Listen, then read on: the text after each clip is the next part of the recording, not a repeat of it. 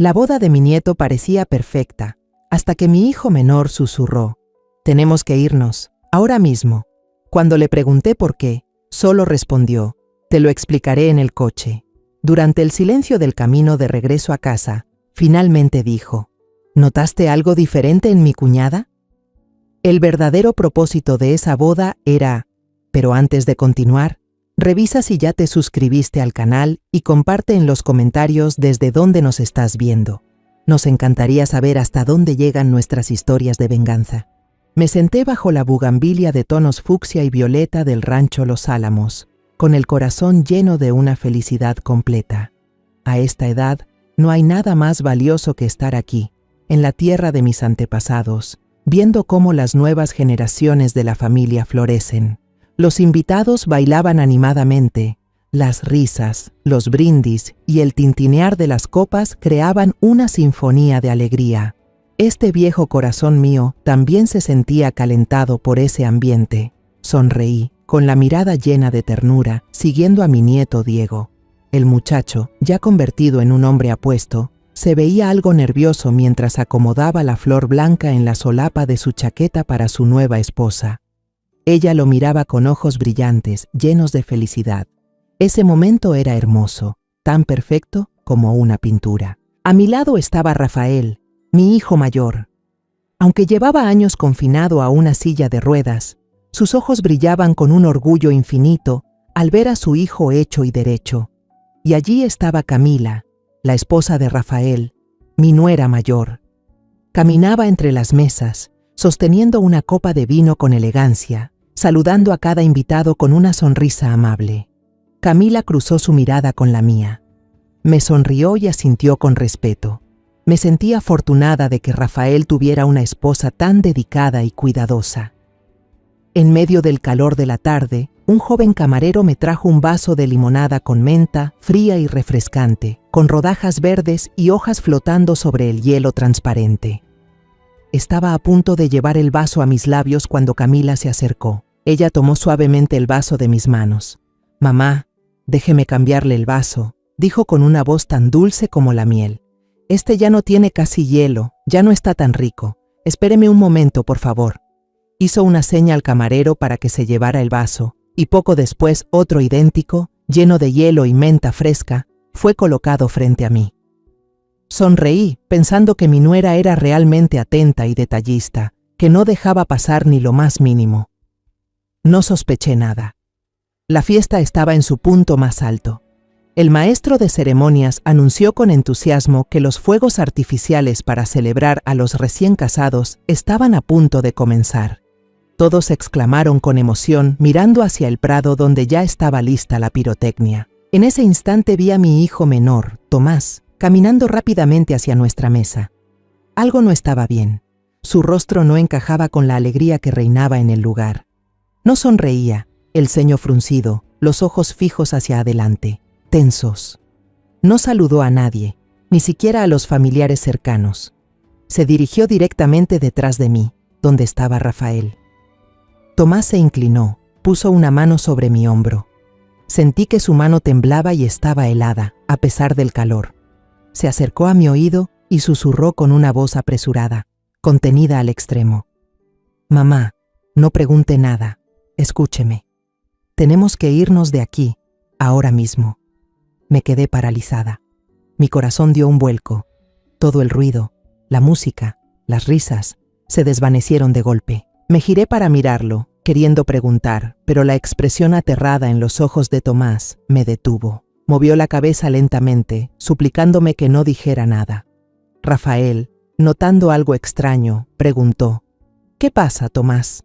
Pero Tomás lo ignoró por completo. Su mirada estaba clavada en mí, como si su vida dependiera de lo que yo decidiera hacer en ese instante. El instinto de madre me gritó que algo muy grave estaba ocurriendo. No sabía qué era, pero el miedo en los ojos de mi hijo menor era real. Respiré hondo, tratando de mantener la calma. Me volví hacia Rafael y le acaricié la mano. «Estoy un poco mareada. Creo que fue por el vino».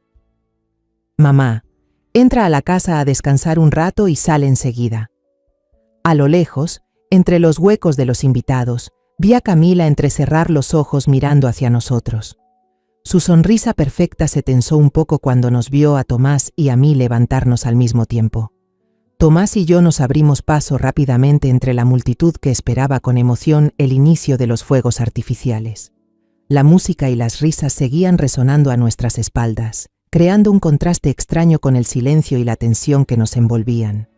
Al llegar al estacionamiento, más vacío y oscuro, vi que el coche de Tomás ya estaba encendido. Lucía, su esposa, estaba sentada en el asiento del copiloto, con el rostro tan pálido como una hoja de papel. En el asiento trasero, mi nieto Mateo dormía profundamente, su cabecita apoyada en la ventana, completamente ajeno al caos que comenzaba a desatarse. Tomás abrió la puerta trasera para mí.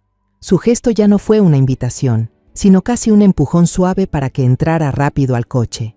La puerta se cerró de golpe con un sonido seco. Él se sentó al volante apresuradamente y pisó el acelerador. El auto salió disparado del portón de la hacienda, las llantas chirriando sobre el camino de grava, dejando atrás todas las luces, la música y el esplendor de la fiesta. El coche avanzó bastante por el sendero oscuro, iluminado solo por los faros que cortaban la noche. Miré por el retrovisor.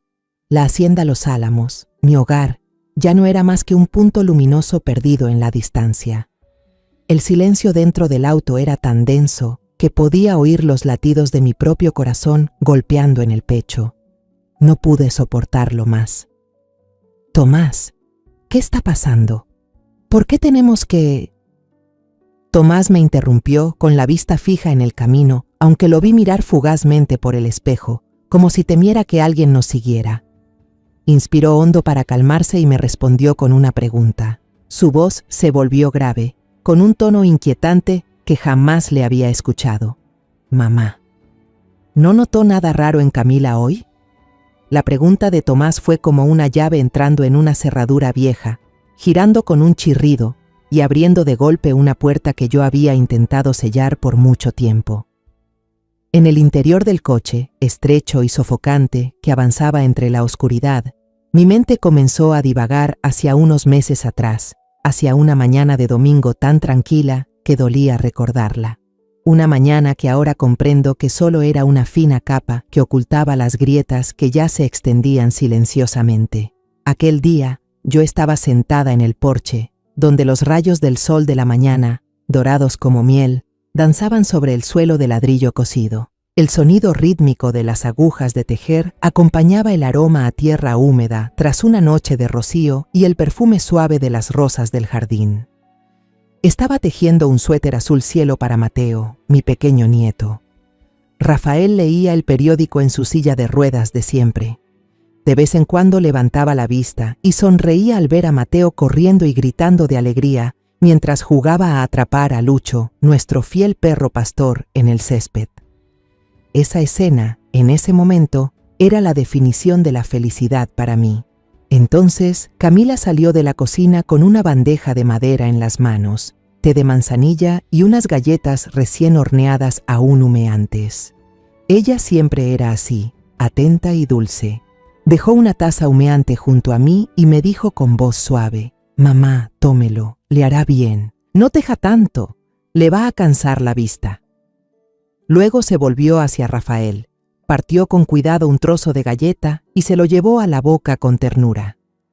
Al ver unas migas en la comisura de los labios de Rafael, sonrió y se las limpió con un pañuelo con un gesto lleno de cariño, como si cuidara de un niño. Esa imagen me llenó de calidez y gratitud.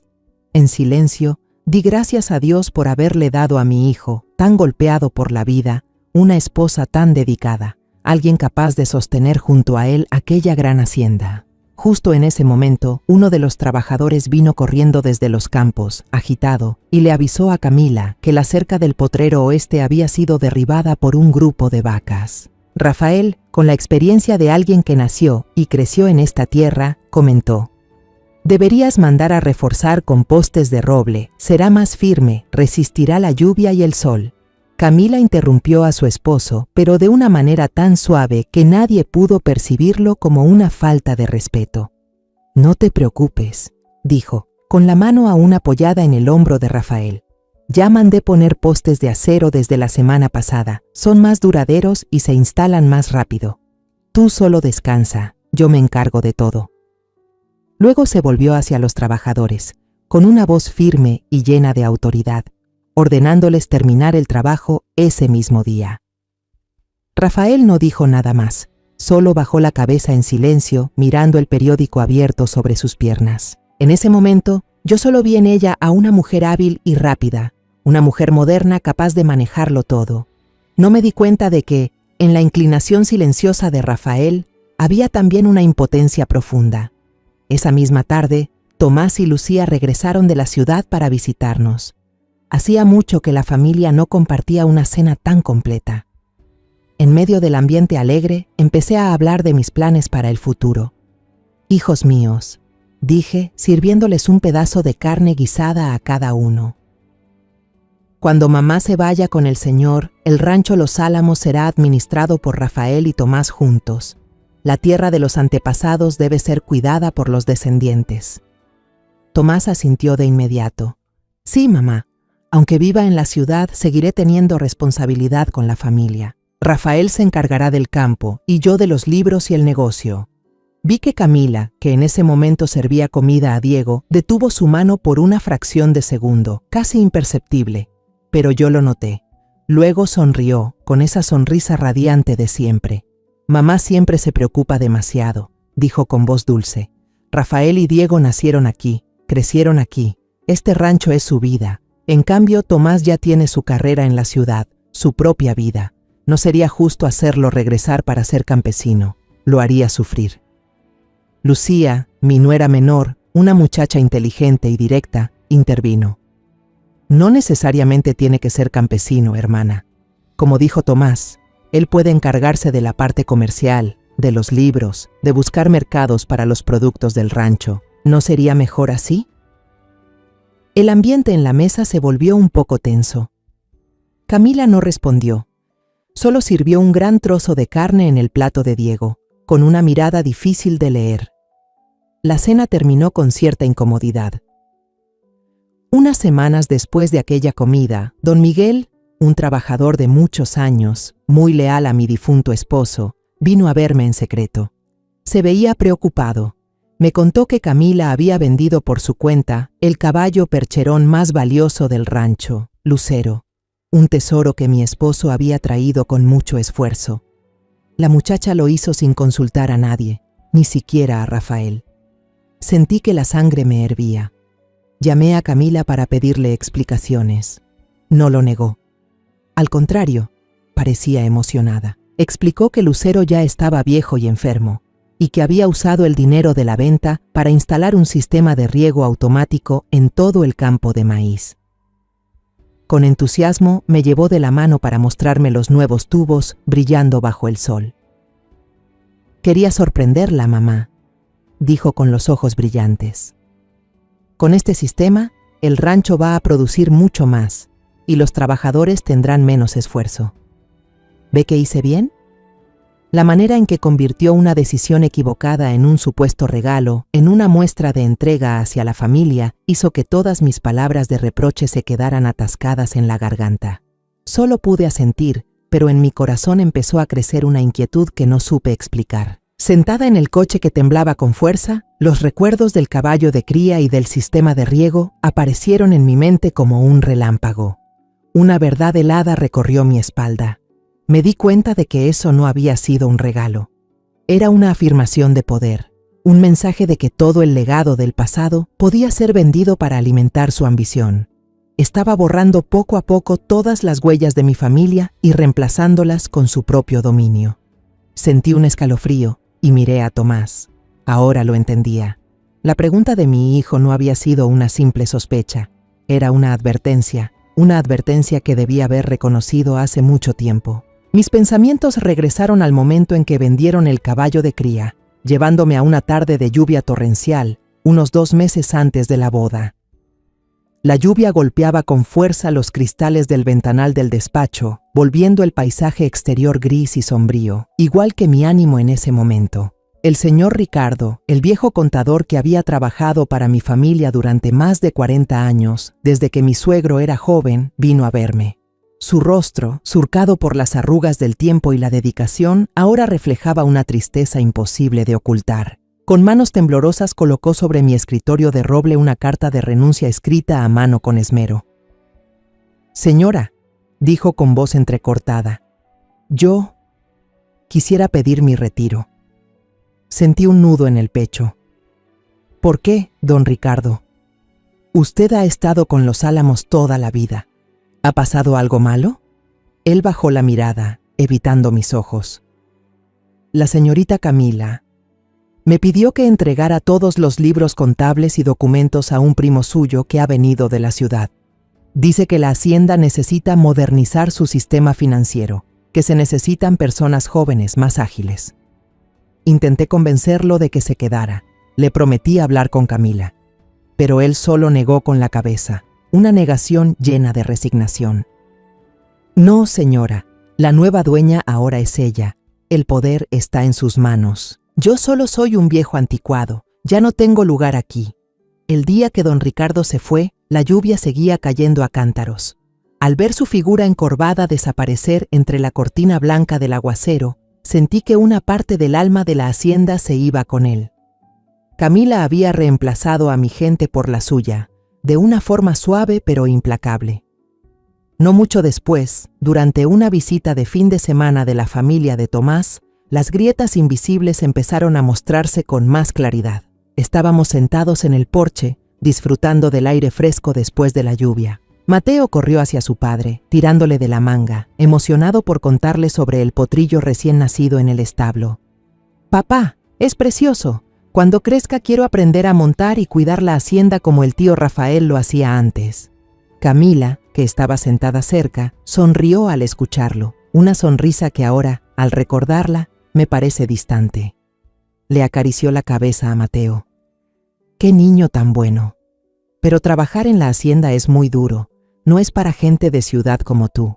Tú estudia mucho para que algún día seas doctor o ingeniero, como tus padres. El futuro será mucho mejor para ti».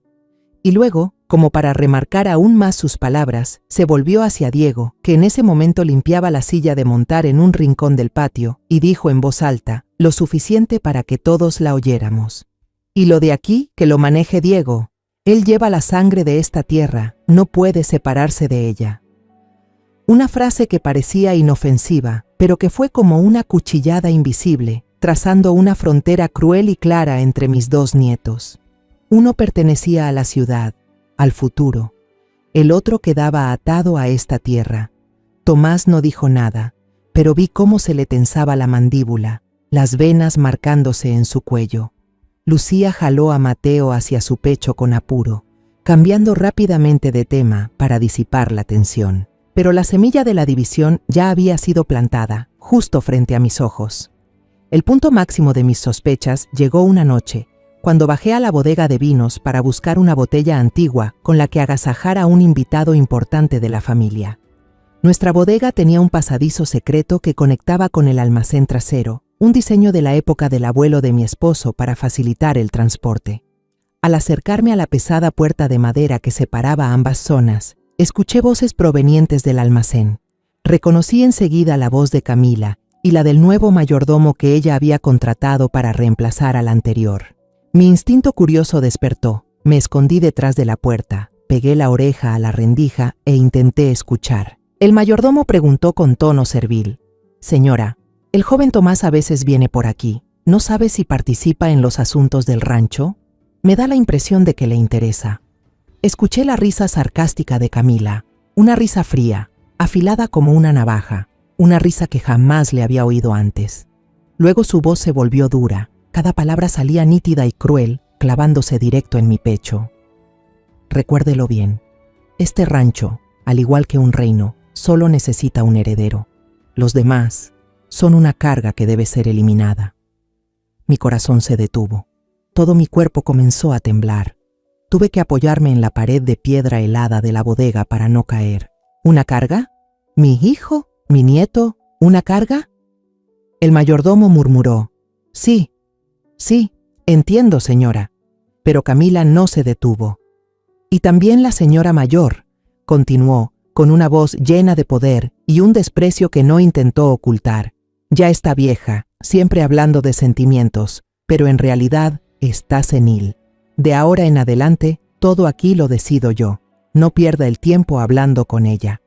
Retrocedí en silencio entre las sombras, temblando, y volví a mi habitación. Ya no tomé la botella de vino. El amargor en mi garganta superaba al de cualquier vino. Esa noche, acostada en la cama, no pude dormir. Las palabras de Camila seguían repitiéndose en mi mente. Con las manos temblorosas, tomé el teléfono y marqué el número de Tomás. Después de unos tonos, mi hijo contestó. Escuché su voz alegre. «Mamá, ¿por qué llamas a esta hora?» «Estoy jugando a las escondidas con Mateo. ¿Pasa algo?» La risa cristalina de Mateo sonó en el auricular, pura y despreocupada. Al oírla, se me hizo un nudo en la garganta. Quise decirle todo, advertirle. Pero ¿cómo podía destruir esa paz? ¿Cómo podía decirle que su cuñada, a quien tanto respetaba, lo veía como una carga que debía eliminarse? Al final, solo logré decir, con la voz quebrada, «No, no pasa nada, hijo. Solo quería escuchar sus voces. Cuando tengas tiempo, ven a visitarme». Colgué antes de que Tomás notara el temblor en mi voz. Elegí el silencio, tratando de convencerme de que quizá había escuchado mal, que Camila solo había hablado sin pensar. Y ahora, en este coche que corre desenfrenado por la noche, sé que ese silencio fue mortal. Mi silencio alimentó el mal, le dio tiempo para crecer, hasta convertirse hoy en una conspiración aterradora. El chirrido de los neumáticos sobre la grava cortó mi flujo de pensamientos culpables. Tomás detuvo el coche en un camino solitario, bajo la sombra espesa de un viejo roble. Apagó el motor. El silencio repentino nos envolvió, más inquietante que el rugido del motor. Solo se oían las respiraciones agitadas y el canto lejano de los insectos. A la luz azulada que emanaba del tablero, vi el rostro de Tomás endurecido, lleno de preocupación y furia. Se volvió hacia mí. Lucía también giró, buscando mi mano. La suya estaba fría y sudorosa. «Mamá», empezó Tomás, con voz temblorosa pero contenida para no despertar a Mateo.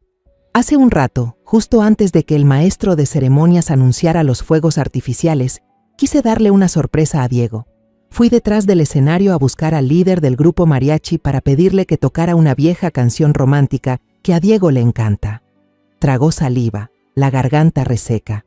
El atajo hacia allí pasa por el área del césped, donde colocaron las bases de los fuegos artificiales. Estaba bastante oscuro, no había muchas luces.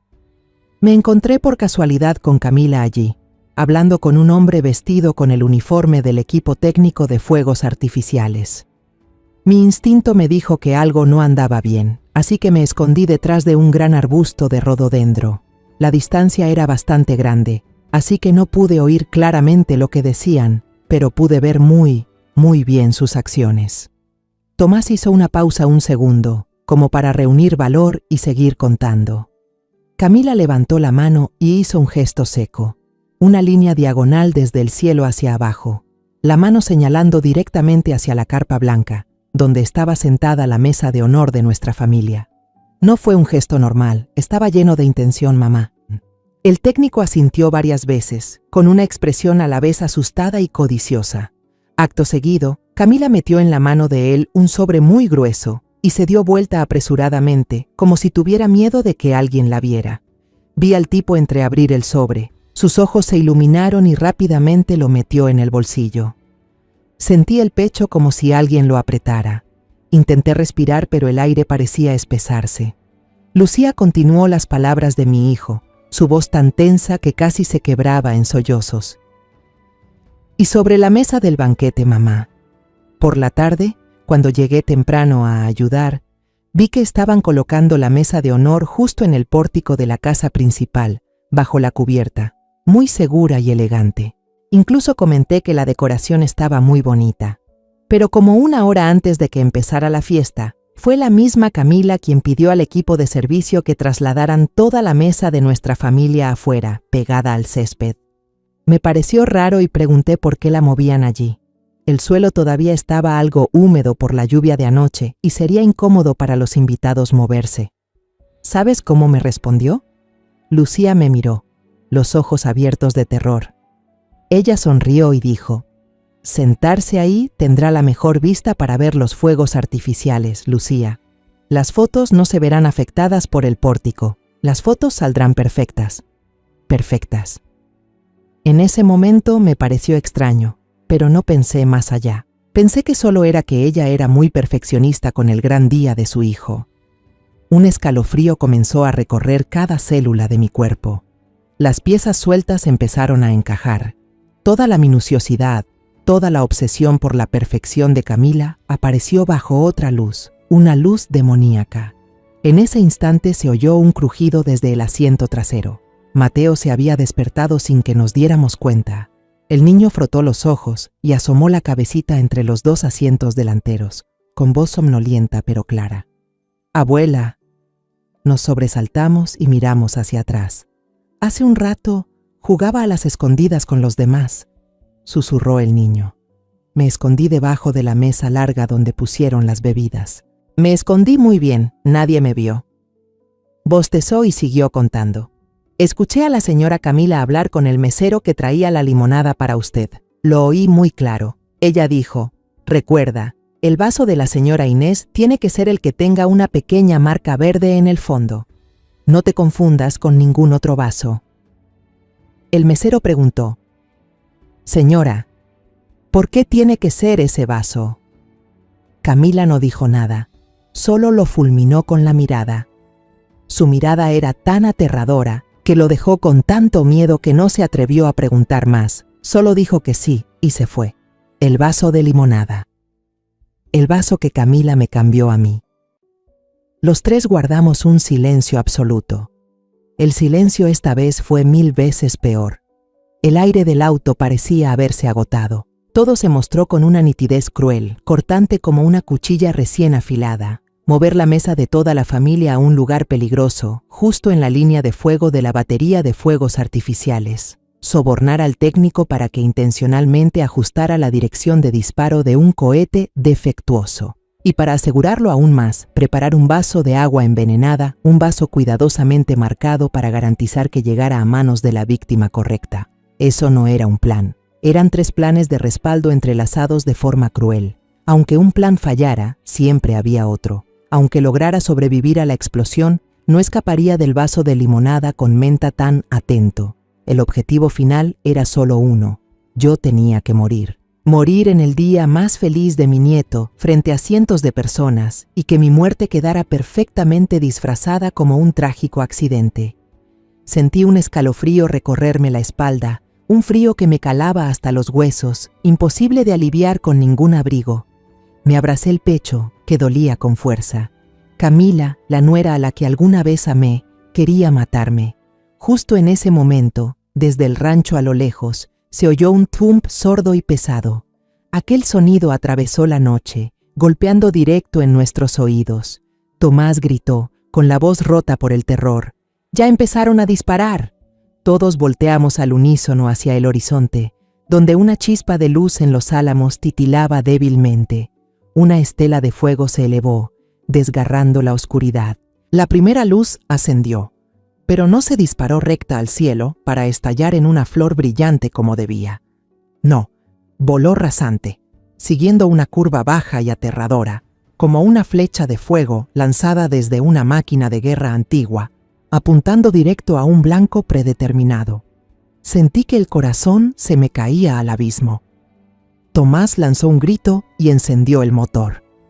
«Tenemos que irnos más lejos», dijo entre dientes, con las manos aferradas al volante. Pero fue inútil. Ninguno de nosotros podía apartar la mirada del espectáculo aterrador que ocurría detrás. Estábamos hipnotizados por la pesadilla de la que acabábamos de escapar. Tras la primera luz, 3 o 4 más se dispararon al mismo tiempo. Ya no seguían ningún orden. Se esparcían como un ramo de flores mortales, volando enloquecidas hacia el rancho. Algunas explotaban antes de tiempo, dejando oír un chisporroteo espantoso en el aire. Otras caían directo, trayendo consigo muerte y destrucción. Escuché a Mateo llorar desconsolado, un llanto que me partió el alma. Lucía lo abrazó con fuerza, hundiéndole la cara en su pecho para que no viera más. Y entonces, una explosión ensordecedora estalló, opacando todos los demás sonidos. No se parecía a ningún fuego artificial que hubiera escuchado en mi vida. Era un estruendo grave, poderoso, que hizo vibrar nuestro coche y estremecer la tierra bajo nosotros. Justo en el lugar de la carpa blanca donde habíamos estado sentados, donde estaba la mesa de honor, una inmensa llamarada naranja y roja se alzó en un parpadeo. Lo devoró todo. La lona, aquel material inofensivo, prendió fuego de inmediato. Las llamas se propagaban con una rapidez antinatural, como si alguien hubiera rociado cada fibra con combustible. Pude imaginar los listones de seda, los arreglos de flores de papel que yo misma había elegido, convirtiéndose ahora en alimento para el fuego que avanzaba sin piedad. Desde esa distancia, a través de la noche quieta, aún podíamos escuchar los gritos desesperados y caóticos de cientos de personas. La música alegre del mariachi había cesado hacía rato, reemplazada por una sinfonía de horror. Gritos, sollozos, objetos cayendo, pasos que se atropellaban buscando escapar. Una columna de humo negro, espeso como alquitrán, se elevaba cubriendo las estrellas. El olor acre de la lona quemada, de la comida chamuscada por segunda vez, y tal vez de algo aún más terrible, llegó hasta nosotros, se metió por la nariz y los pulmones, provocándome náusea. Me tapé la boca, intentando ahogar un grito, pero no pude pronunciar palabra. Todo mi cuerpo se paralizó. La imagen de Rafael, inmóvil en su silla de ruedas frente a la mesa de honor, la de Diego y la novia tomados de la mano con felicidad, todas se sucedían en mi mente, una tras otra. Si Tomás no hubiera llegado a tiempo, si no hubiéramos salido de allí, no me atrevo a pensar más. Esa idea es aún más aterradora que el fuego frente a nosotros. ¡Bang! La mano de Tomás golpeó con fuerza el volante. El coche tembló. Apretaba los dientes con rabia, los ojos enrojecidos, llenos de venas, fijos en las llamas a través del espejo retrovisor. «¡Maldita bruja!», gritó entre dientes, una maldición llena de odio y dolor. Lucía, con un brazo todavía abrazando a Mateo, que sollozaba, sacó el teléfono con la otra mano temblorosa. Tartamudeaba, con los labios amoratados por el miedo. «¡Ay! Hay que llamar a los bomberos, a una ambulancia». Le temblaba tanto la mano que marcó mal varias veces antes de lograr llamar al número de emergencia. Cuando la llamada se conectó, solo pudo gritar al teléfono: «¡Fuego! Un gran incendio en el rancho Los Álamos. ¡Rápido! Hay mucha gente». Yo solo podía aferrarme con fuerza al asiento, con el pecho apretado como si una mano de hierro me estuviera estrangulando. Todas las oraciones parecían inútiles ante esa escena. Solo podía repetir en mi cabeza, una y otra vez, como un rezo desesperado: «Dios mío, por favor, sálvalos, sálvalos a los inocentes». A lo lejos, en la carretera principal, empecé a ver las luces rojas y azules de los camiones de bomberos y de los coches de policía parpadeando. Las sirenas rompían la noche y se acercaban cada vez más, corriendo hacia mi rancho. Tomás dio la vuelta y condujo en dirección contraria, adentrándose más en la oscuridad, alejándose del lugar donde reinaba la luz del pecado. Habló con la voz ronca, quebrada por los gritos y la rabia. «No podemos volver allí ahora. La policía cerrará el lugar. Y lo más importante, ella no nos dejará en paz si sabe que escapamos». Volví la vista atrás por última vez hacia Los Álamos, el rancho de mis antepasados, el lugar que había visto nacer, crecer, amar y morir a tantas generaciones. El que guardaba tantas alegrías y tristezas, ahora estaba sumido en un mar de fuego. Las llamas salvajes danzaban en el cielo nocturno, iluminando los árboles y creando una escena tan fantasmal como trágica. No era la luz de una celebración, era la luz del pecado, de la codicia infinita y de la maldad sin límites.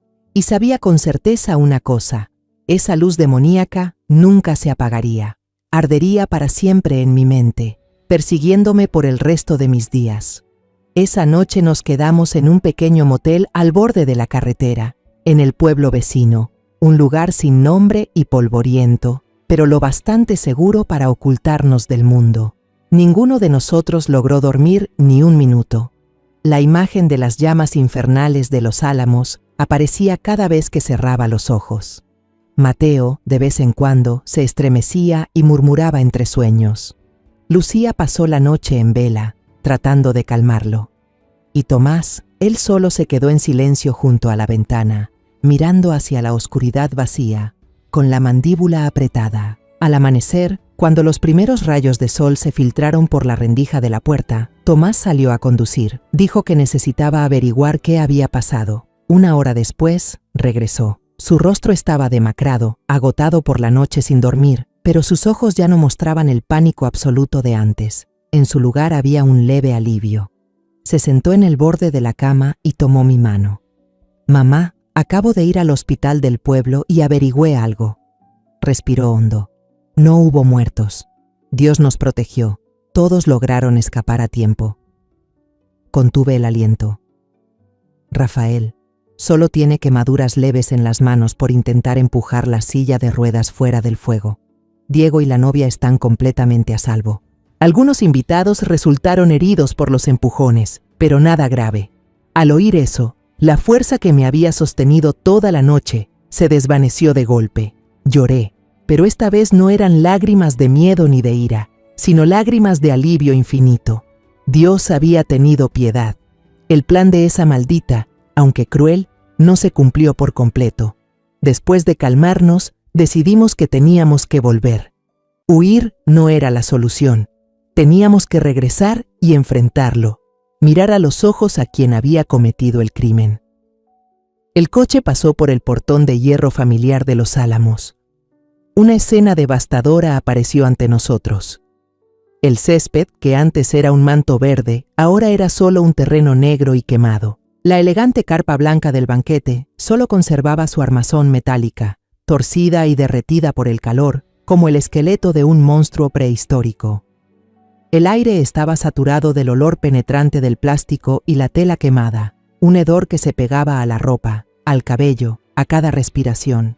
Algunos policías todavía se movían por la zona acordonada, tomando medidas y anotaciones, y allí estaba Camila, en el porche, hablando con un oficial. Se veía miserable.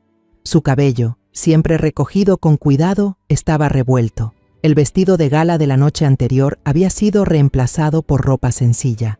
Su rostro pálido y cansado, los ojos hinchados y rojos, como si hubiera llorado toda la noche. Estaba actuando, interpretando a la perfección el papel de una víctima dolida. Al ver nuestro coche, terminó apresuradamente la conversación. Agradeció al oficial y corrió hacia nosotros, con una expresión de angustia. Apenas bajé del coche, Camila se lanzó sobre mí y me abrazó. «Mamá, qué alegría. Gracias a Dios, ¿estás bien?» Su voz temblaba, los hombros sacudidos por los sollozos en mis brazos. «Anoche te busqué por todas partes. Pensé que algo horrible te había pasado. Estaba aterrada, mamá». Me quedé inmóvil, como una estatua de piedra, incapaz de devolverle el abrazo falso. Sentí el cuerpo erizarse, rechazando cada toque suyo.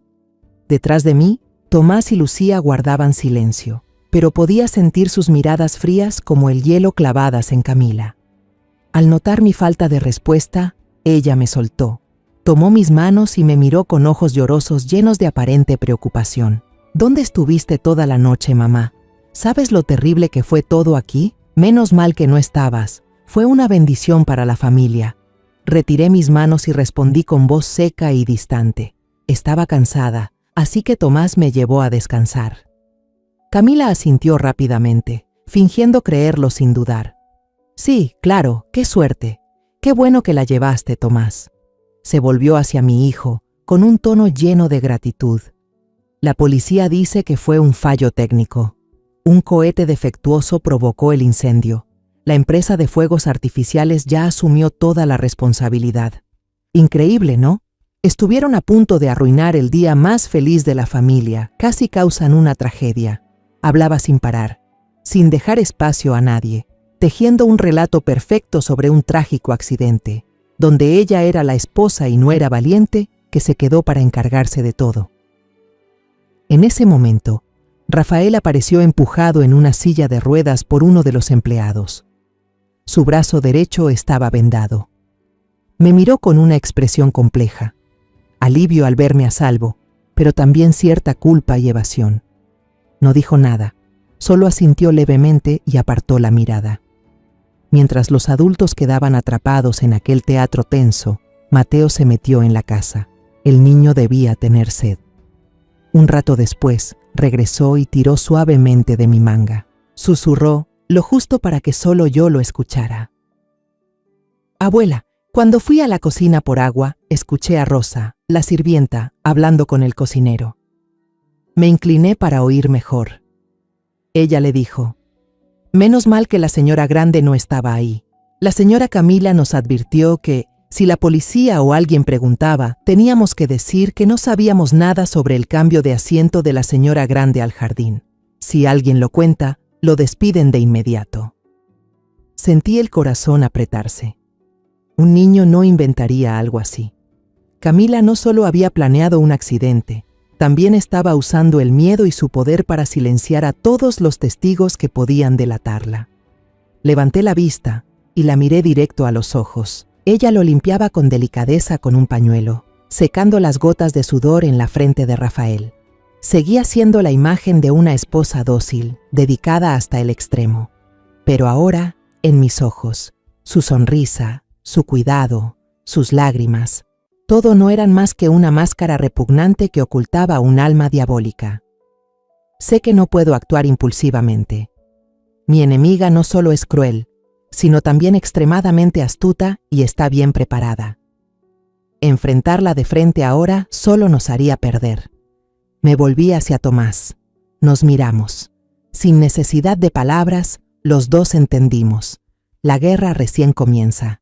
Y para ganar, tenemos que encontrar pruebas materiales e irrefutables que desenmascaren su verdadero rostro. Esa cena fue la más asfixiante que he vivido. Camila intentaba aparentar normalidad. No paraba de servirle comida a Rafael, preguntarle a Diego por la luna de miel que se acercaba y contar cómo la empresa organizadora de eventos la había llamado para disculparse una y otra vez. Interpretaba el papel de la buena anfitriona que intenta levantar el ánimo de la familia tras un gran golpe. Pero el silencio cargado como plomo de Tomás, Lucía y mío convirtió sus esfuerzos en un ridículo monólogo.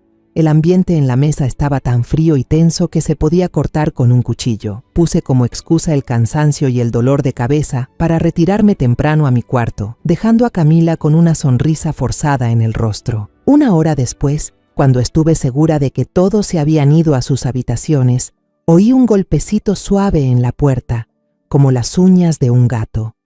Eran Tomás y Lucía. Salí apresurada a abrir, los metí adentro y cerré la puerta con llave con cuidado. Bajo la luz tenue de la lámpara, los tres nos sentamos juntos en la cama, con el rostro marcado por la determinación. La verdadera batalla había comenzado. No podemos enfrentarnos de frente, dijo Tomás de inmediato, con voz firme. Ella ha sobornado y amenazado a todos los empleados. Nuestras palabras contra sus lágrimas, ¿quién creerá? Necesitamos pruebas materiales, algo que ella no pueda negar. Lucía, con la cabeza avispada y el pragmatismo de quien trabaja en la ciudad, propuso una idea al instante. Empresas grandes de eventos como esa suelen tener normativas de seguridad muy estrictas, sobre todo en apartados peligrosos como los fuegos artificiales. Es muy probable que hayan instalado cámaras de vigilancia en la zona técnica para prevenir incidentes y como prueba para el seguro. Tenemos que conseguir acceso a ellas. La idea de Lucía fue como un rayo de luz en la oscuridad. En ese momento, otro recuerdo vino a mi mente. «Y el dinero», dije, con la voz un poco temblorosa por la excitación. Seguramente ella sobornó a ese técnico con el dinero de la finca. La cuenta bancaria de Los Álamos está a nombre de mi madre, de Rafael y de ella. Todas las transferencias grandes requieren la firma electrónica de al menos 2 personas. El plan se trazó rápidamente. Nos dividiríamos en 2 equipos y actuaríamos al día siguiente. A la mañana siguiente, Lucía dijo que tenía que subir a la ciudad a resolver unos asuntos urgentes de la empresa y se fue muy temprano. Camila no sospechó nada. Incluso le dio indicaciones a su cuñada de que tuviera cuidado en el camino. En realidad, Lucía fue a ver a una vieja amiga que ahora es abogada. Afortunadamente, esa amiga conocía al director de la compañía de eventos responsable. Lucía fingió ser una clienta potencial, la directora de una empresa que quería buscar un socio para organizar un gran evento de agradecimiento a clientes. Con habilidad, llevó la conversación hacia el lamentable incidente en la finca Los Álamos, mostrando una profunda preocupación por las medidas de seguridad. El director, para no perder a un cliente importante, no dudó en vanagloriarse sobre su moderno sistema de seguridad y confirmó sin querer que tenían cámaras de vigilancia 24 horas en todas las áreas técnicas. Aprovechando la oportunidad, Lucía propuso permitir que su abogado, que era precisamente aquel amigo, trabajara con el departamento técnico para extraer el video relacionado, bajo el argumento de analizar el proceso de manejo de crisis, con fines legales para solicitar a la compañía de seguros una compensación por los daños al rancho. Su razonamiento era tan sólido y lógico que el director no tuvo motivo para negarse. Esa misma tarde, Lucía regresó. Se veía cansada, pero sus ojos brillaban de una manera extraña. Sin decir una palabra, abrió su bolso y mostró una pequeña memoria USB negra que descansaba en la palma de su mano. Un objeto diminuto, pero que contenía toda una verdad aterradora. Mientras Lucía estaba ausente, Tomás actuó desde casa. Esperó hasta que Camila estuviera ocupada en la escena del incendio, dando órdenes al personal de limpieza, y se coló en la oficina del rancho, donde se encontraba la computadora principal que guardaba todos los datos. «Mamá», me dijo antes de irse. Recordé que la semana pasada Camila me dio unos documentos y me pidió que aprobara en línea una orden de transferencia. Dijo que era un pago por adelantado a un proveedor de flores de lujo de los Países Bajos para conseguir el mejor precio. En ese momento tenía prisa y no lo pensé mucho, solo firmé para terminar rápido. Tomás inició sesión en la cuenta bancaria del rancho. Después de revisar entre cientos de transacciones, finalmente encontró aquella orden. El monto era de 50,000 pesos, una cifra nada pequeña para un pedido de flores. Pero el destinatario no era ninguna empresa floral. El nombre que apareció en pantalla era Juan Carlos Ramírez. Tomás abrió inmediatamente el contrato de organización del evento. Su corazón pareció detenerse. Ese nombre coincidía exactamente con el del jefe técnico del equipo de fuegos artificiales.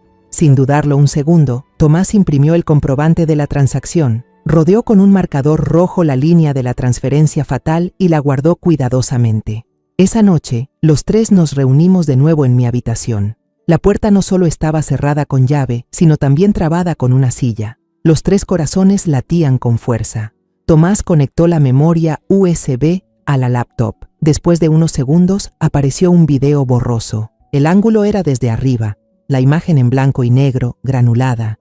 Pero aunque la calidad no era buena, reconocimos de inmediato la figura de Camila con su vestido color verde esmeralda. Vimos claramente el gesto decidido de su mano señalando hacia el área del banquete. Y luego el momento crucial, el instante en que le entregó un sobre grueso al técnico Juan Carlos Ramírez, quedó grabado por completo. Después, Tomás colocó el comprobante bancario sobre la cama, junto a la computadora. 2 pruebas, una imagen y un número. Silenciosas pero con un peso capaz de destruir a una persona. Miré ambas evidencias con las manos temblorosas. Todo estaba demasiado claro. Ya no se trataba de suposiciones, dudas o emociones. Era la verdad, fría y despiadada. Respiré hondo, miré a mis 2 hijos y con una voz más firme que nunca dije: «Es suficiente. Mañana iremos a la estación de policía». A la mañana siguiente, le dijimos a Camila que debíamos ir al municipio para rehacer algunos documentos de propiedad que tal vez se habían dañado en el incendio. No sospechó nada e incluso nos pidió que tuviéramos cuidado en el camino. En la estación de policía, nos llevaron al despacho del inspector jefe, un hombre de mediana edad con un rostro severo. Al principio, se mostró escéptico con nuestra historia. Probablemente pensó que era solo una disputa familiar por bienes. Pero cuando Tomás colocó la computadora sobre la mesa y reprodujo el video, y cuando el comprobante bancario fue puesto al lado, su expresión cambió por completo. Entrecerró los ojos mirando la pantalla y luego bajó la vista hacia los números en el papel. La seriedad se reflejaba en cada arruga de su rostro. Se levantó, empezó a caminar de un lado a otro de la habitación y luego se detuvo, diciendo con voz firme: «Esto ya no es un accidente, es un intento de asesinato premeditado. Antes de irnos, hice una última petición, una que salió desde lo más profundo del corazón de una madre. Señor inspector, cuando destapen sus crímenes, por favor, permítame estar presente. Quiero ser yo quien la enfrente». El inspector jefe me miró durante un largo rato. Sus ojos dudaban ante mi última solicitud. Finalmente asintió, pero con una condición. Todo debía hacerse bajo su control estricto, sin que nadie actuara fuera de los límites. Acepté. No necesitaba violencia, solo necesitaba la verdad. Después de hablar con Tomás y Lucía, decidimos elegir un momento y un lugar que nadie pudiera imaginar. El domingo por la mañana, justo después de la misa en la pequeña iglesia del pueblo. Era un lugar sagrado, donde la gente iba a limpiar sus pecados.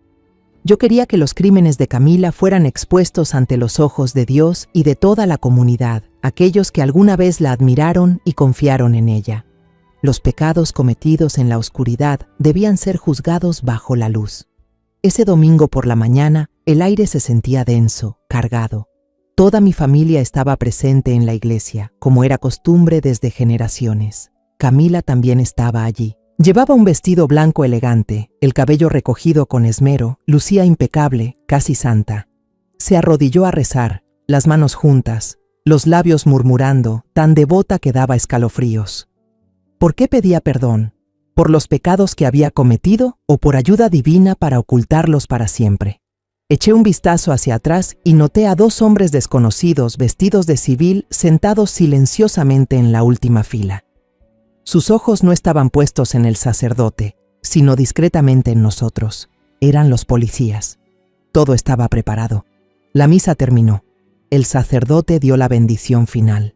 El órgano sonó con una melodía suave. La gente empezó a levantarse, a despedirse, a charlar. Mi corazón latía con fuerza. Era el momento. Respiré hondo para reunir todo mi valor y hablé. Mi voz no fue alta, pero sí lo suficientemente clara y firme como para silenciar todo ruido en la iglesia. Camila.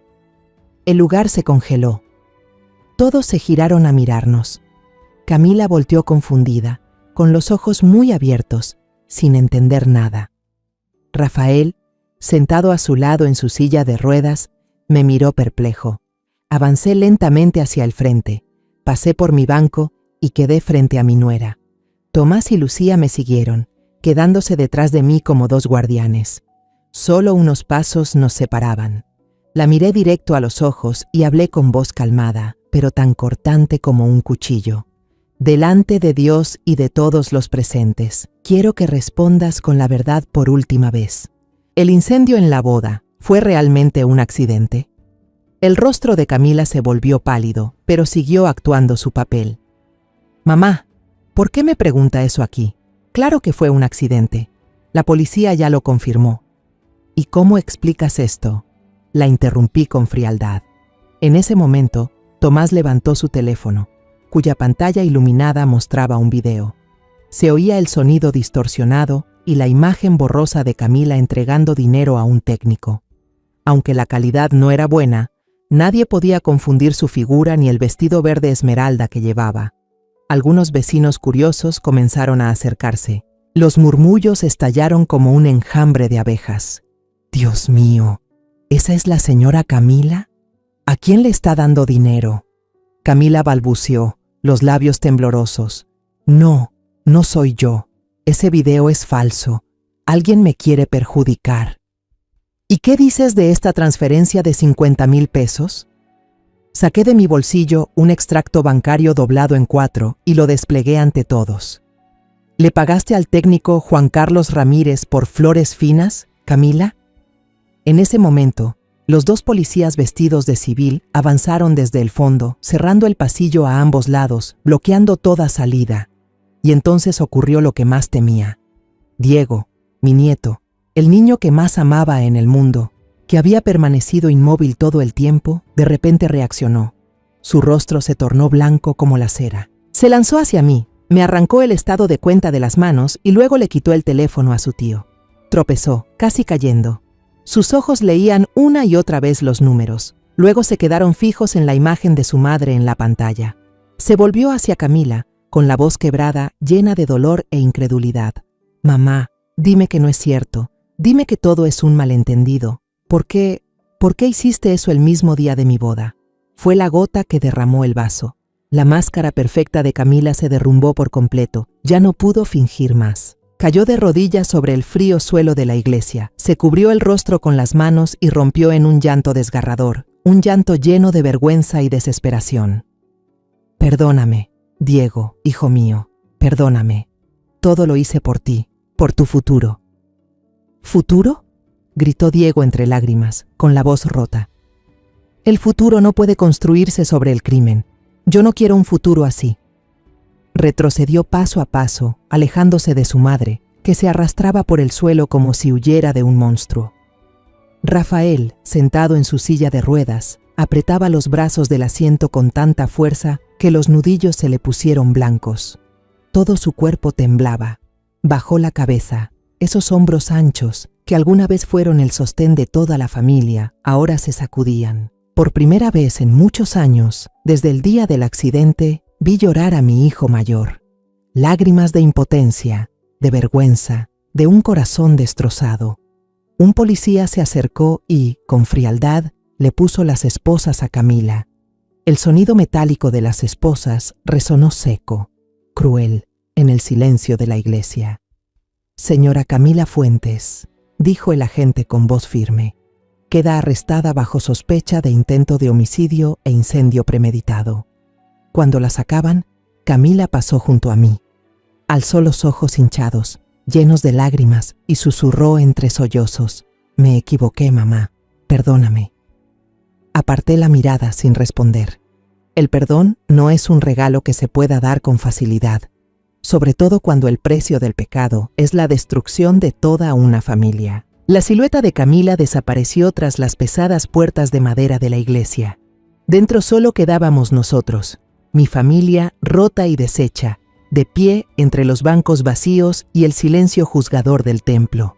Esa noche, después de que la tormenta más violenta pasara, la hacienda Los Álamos quedó sumida en un silencio pesado y aterrador.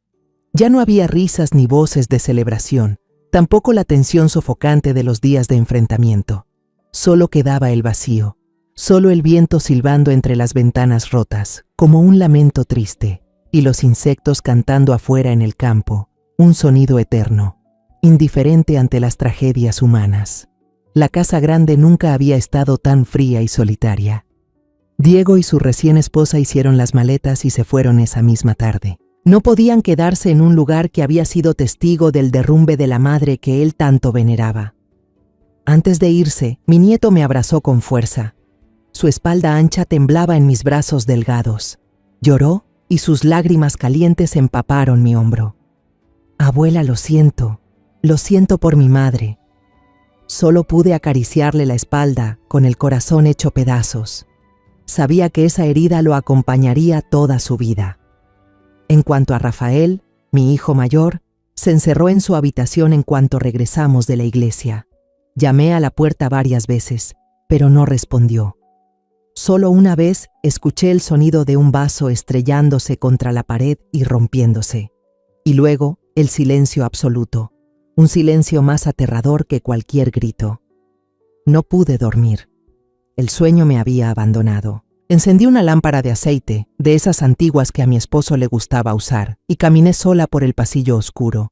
La luz temblorosa y débil iluminaba las fotos familiares colgadas en la pared, haciendo que las sonrisas en las imágenes parecieran máscaras distorsionadas. Me detuve frente a la foto de boda de Rafael y Camila. Se veían tan radiantes y felices en esa imagen. Camila tenía una sonrisa pura. Los ojos negros miraban a su esposo con amor y admiración. Yo solía pensar que eso era amor verdadero. Me pregunté en qué momento la codicia y los celos se infiltraron en el alma de esa muchacha. ¿Desde cuándo esa sonrisa pura se convirtió en un arma y esa mirada amorosa se tiñó de cálculos mortales?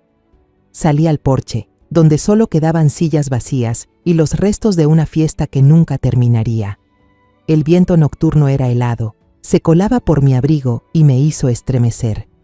Mamá, debería entrar. La neblina de la noche es fría. Tomás había salido detrás de mí sin que me diera cuenta. Puso sobre mis hombros una bufanda de lana gruesa. No dijo nada más, solo se quedó a mi lado, mirando conmigo hacia la oscuridad que cubría los campos. Después de un rato, Tomás rompió el silencio. Mamá, hablé con el abogado. El asunto de Camila será muy complicado, pero las pruebas son demasiado claras. Le será difícil librarse de la culpa. Dudó un momento, como si eligiera cuidadosamente las palabras, y luego continuó con voz preocupada. Mamá, este lugar ahora está lleno de recuerdos dolorosos. Cada rincón trae cosas tristes. Tal vez tú y Rafael podrían vender el rancho y venir a vivir con nosotros a la ciudad. Podríamos empezar de nuevo, en otro sitio. Lo miré. Sabía que lo decía por amor, que se preocupaba por mí y por su hermano. La idea de irme, de venderlo todo para huir del pasado, también había cruzado por mi mente. Irme para olvidar la traición, el dolor, la ruina. Pero miré a lo lejos, los campos de maíz bañados por la luz plateada de la luna. Escuché el mugido suave del ganado en el establo, el susurro del viento entre los árboles conocidos. Esto no era solo tierra y casa, era el alma de mi familia, el legado que generaciones construyeron con sudor, lágrimas y sangre. Abandonarlo sería matarlo, arrancar nuestras raíces con mis propias manos. Negué con la cabeza. Puse mi mano callosa sobre la de mi hijo. Mi voz fue firme. No, Tomás, no me iré. El pecado ocurrió en esta tierra, pero esta tierra no tiene culpa. Nuestros antepasados vivieron y murieron aquí. No puedo ser yo quien termine con todo. Lo miré directo a los ojos. Me quedaré. Para cuidar de Rafael lo necesita más que nunca, para mantener viva la llama de los álamos y para rezar por todos nosotros. Tomás me miró con los ojos llenos de lágrimas. No dijo nada más. No intentó convencerme. Solo asintió y me abrazó fuerte. En ese abrazo supe que había entendido la decisión de su madre. Después de hablar con Tomás, sentí que tenía más valor. Fui a la cocina. Preparé con mis manos una tetera de té de jengibre caliente, la puse en una bandeja y la llevé hasta la puerta del cuarto de Rafael. Toqué de nuevo, esta vez con más suavidad. Rafael, soy mamá. ¿Me dejas entrar? Te traje té de jengibre. Dentro todo quedó en silencio por un largo rato. Pensé que no me respondería.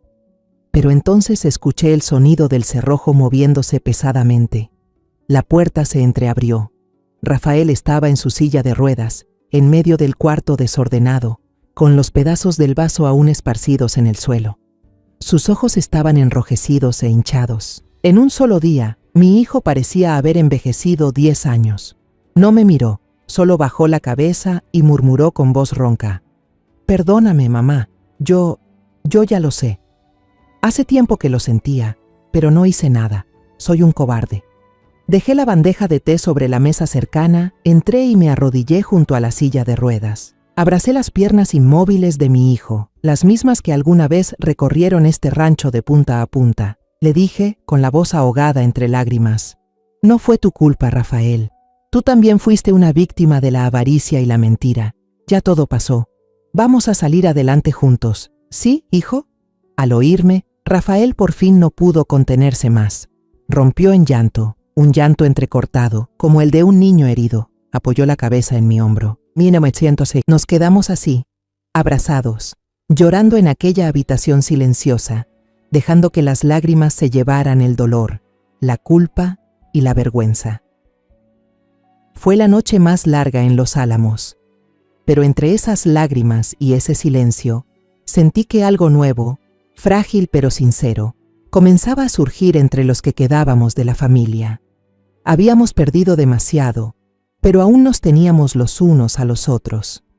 El amanecer llegaría, trayendo consigo las cenizas del pasado y la esperanza del futuro. Y tendríamos que enfrentarlo juntos, aquí mismo. Pasaron los meses. El tiempo, como un río silencioso, empezó a suavizar las heridas abiertas, dejando cicatrices que, aunque nunca sanarían del todo, ya no dolían tanto.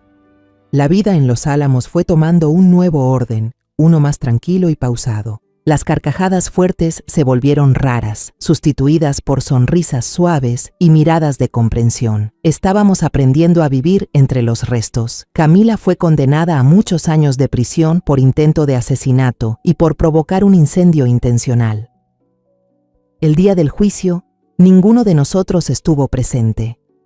No queríamos ver más juicios, ni remover el dolor. Elegimos dejar que el pasado descansara, aunque sabíamos que nunca desaparecería del todo. Tomás y Lucía traían a Mateo casi todos los fines de semana. La risa clara del niño era como agua fresca cayendo sobre nuestra tierra reseca. Rafael empezó a salir más de su habitación. Ya no se encerraba en la oscuridad. Ahora pasaba la mayor parte del tiempo en el despacho, concentrado en revisar los libros de cuentas, inventarios y propiedades, trabajos que había descuidado por años, confiándoselos por completo a su exesposa. Parecía que retomar el control de los números lo ayudaba a recuperar parte de su propio valor. Diego a veces llamaba para preguntar por mí y por su padre. Su voz sonaba más firme y madura. Él y su esposa se habían mudado a otra ciudad para empezar una nueva vida, lejos de los chismes y las miradas curiosas.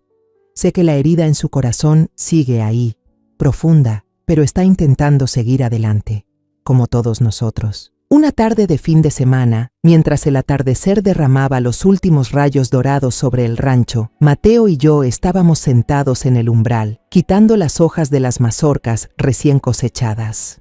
Los dos trabajábamos en silencio, con solo el sonido seco del maíz y el canto de los pájaros en el jardín. De pronto, desde el pueblo lejano, comenzaron a escucharse chasquidos. Alguna fiesta se celebraba, y los primeros fuegos artificiales florecieron en el cielo azul violáceo.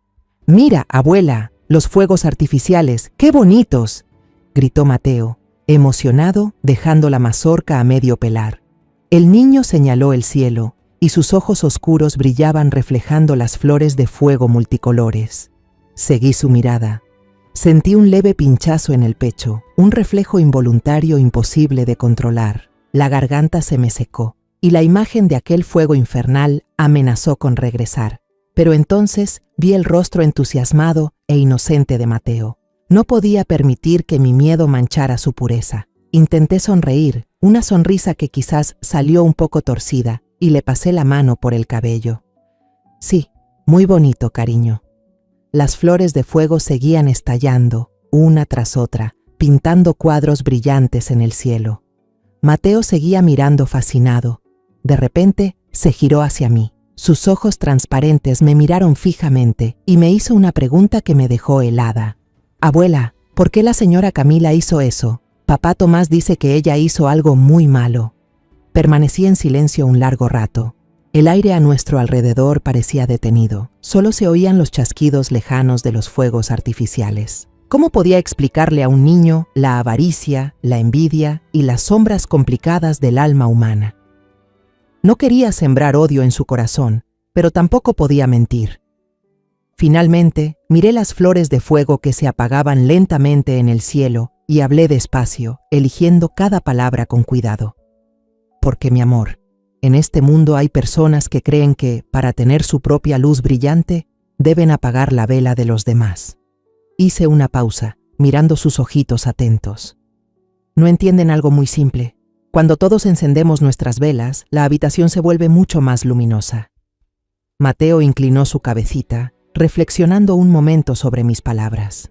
Luego apoyó su cabeza en mi hombro y susurró, con la pureza y sinceridad más absoluta: «A mí me gusta cuando la habitación está más luminosa».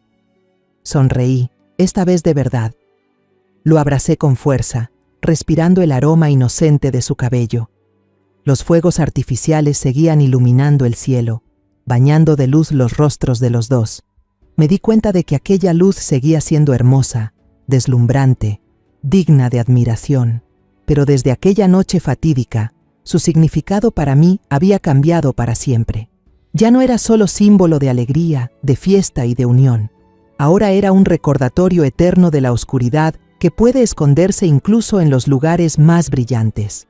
Era el despertar doloroso que mi familia pagó a un precio demasiado alto. Susurré para mí misma y para las almas que descansan en los álamos, cuando los últimos destellos se desvanecieron en la noche, devolviendo la calma al cielo. La luz sigue siendo hermosa, pero nunca volveré a verla igual. La historia que acabas de escuchar ha cambiado de nombre y lugar para proteger la identidad de las personas involucradas.